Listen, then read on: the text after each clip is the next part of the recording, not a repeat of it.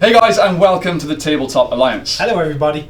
Today we are starting a brand new series on the basics of painting miniatures. This episode will be specific to Middle Earth miniatures. Now we've got our friend Alex Wakeham, who is a miniature painter. He's very, very good. If you've been watching our battle reports, you will see many of his models in action.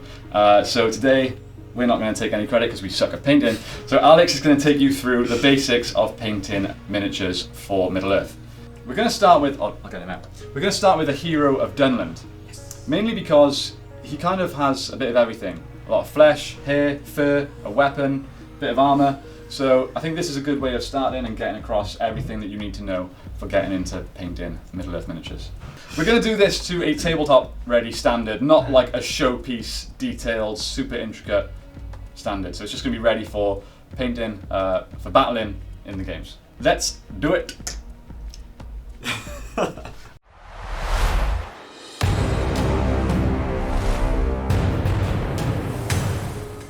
So we begin by basing the model in black. In this case, we used Abaddon Black by Citadel Colour. Then we gave the model what's called a zenithal highlight by giving it a small spray from directly above, this time in mechanical standard grey. This simulates a light source and tells us where the shadows would fall, giving us a nice guide of where we need to place highlights later on. It can be a good idea at this point to photograph the model, giving us a great reference later on for applying highlights. From here then we will follow 3 basic steps to get our miniature to a tabletop ready standard. Always begin by giving your paints a good shake. This will ensure the paint has the correct mix and hasn't separated at all within the pot. We also highly recommend using a wet palette.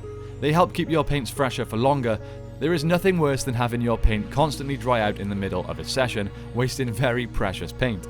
A wet palette is not essential, but recommended. So the first step will be to apply a base layer of colour. Not worrying too much about how neat or tidy we are being, this can always be tidied up later on. It's mainly about laying a foundation for later layers. It's very important to make sure you are not applying the paint too thick. You can thin your paints by adding very small amounts of water to them on the palette. The amount of water that you apply is something you may have to practice. Too much water and the paint will not stick to the model properly, and too little can lead to the paint being too thick and losing those ever important details. It's also worth a mention that we chose here to build the model in stages. This one was a simple build with just an arm with a weapon to attach. We decided it would be best to paint this separately and then attach it when we are finished. This is simply so that there is clearer access to the areas that will eventually be underneath the arm. If you finish the build before you paint, these areas become very difficult to get to.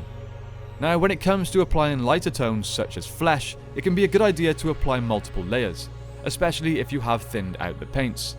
It's always better to apply multiple thin layers than it is one layer that's too thick. Remember, the most important thing to have when painting minis like this is patience.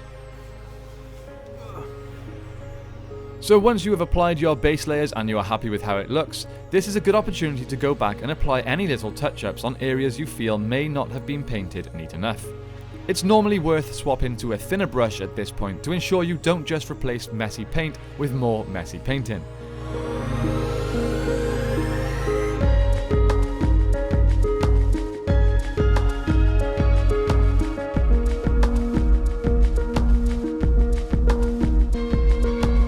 When you are happy with your base layer, it's time to start shading.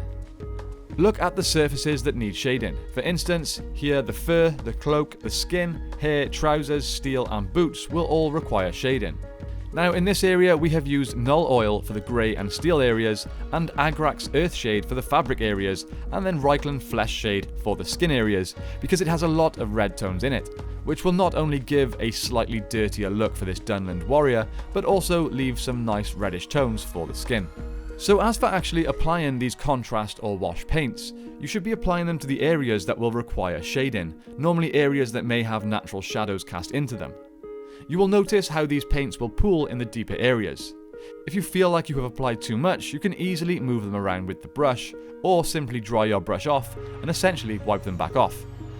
These paints are far more watered down, so they are a lot easier to manipulate as they take much longer to dry. So as I mentioned before, we're using the Reikland Flesh Shade for the skin. So for a character like this one that's very big, large and muscular and has a lot of flesh on show, it's important to get the paint in the spaces between the muscles. This will really separate each individual muscle and make them pop. Now, depending on how detailed you would like to go with the face on your miniature, you can also use the contrast paint to fill in the eyes, making it appear as though the model just has a dark shaded area under the brow. As this is just for tabletop standard and not to show them off, we will be going for that effect instead of detailing the white and the colour of his eyes. When it comes to shading larger, smoother areas such as the cloak, you will need to push and move the wash around to the areas that need shading. Otherwise, you may end up with large, darker patches on the wrong areas which cause an unnatural look. The main aim is to get the wash into all the recesses, and in this case, the wash also doubles up and works well to give the miniature a dirty and grimy look, just as a warrior of Dunland should have. Finally, for the hair, the wool and the weapon, we applied null oil.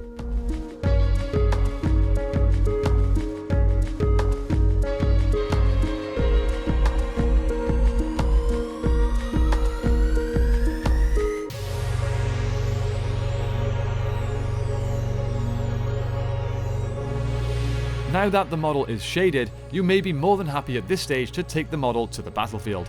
But we will add one final step here to give it that little extra touch. Highlighting can often be one of the most difficult parts of painting miniatures, especially when you're attempting ultra-realistic lighting for displays or close-up photos.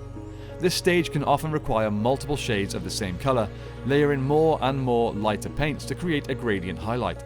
We will not be going that far today, but we will show you a simple trick that will save you time and give you a really nice tabletop look. So now that our washes have dried, the model will have, for the most part, a slightly darker look than it had when it was just base layered. This means that we can reapply our original base colours as highlights. We will thin the paints a little more than we did originally, so the paint does not dominate all of the colour. When it comes to highlighting the model, we want to reference the picture of the model we took at the zenithal highlight stage at the very beginning. If you didn't do this, don't panic, we just want to highlight the raised areas of the model. Again, nice thin layers will have the best effect. Try and picture which areas of the miniature would be closest to a typical light source. Those are the parts that you should be highlighting. Then the areas that are pointing straight up will typically be the very lightest. But again, this totally depends on how detailed you want to go. When this stage is finished, you are pretty much done.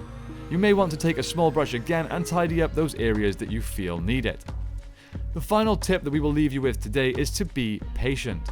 Not only with the actual applying of the paint, but also in between the layers and the stages. If you rush and try and apply a new layer when the previous one is still wet, you can really ruin the look of the model. It's always worth waiting that little bit longer to make sure the paint is dry. Okay, let's take a look at our finished model from today.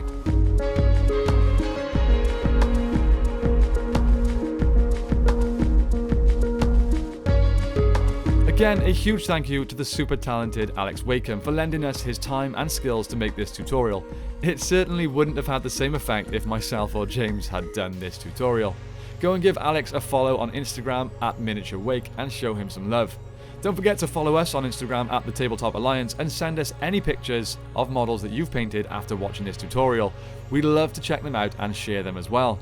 Thank you so much for watching this video today, guys. I really hope it's helped your painting. I hope you have a great day, and I will see you next time on the Tabletop Alliance.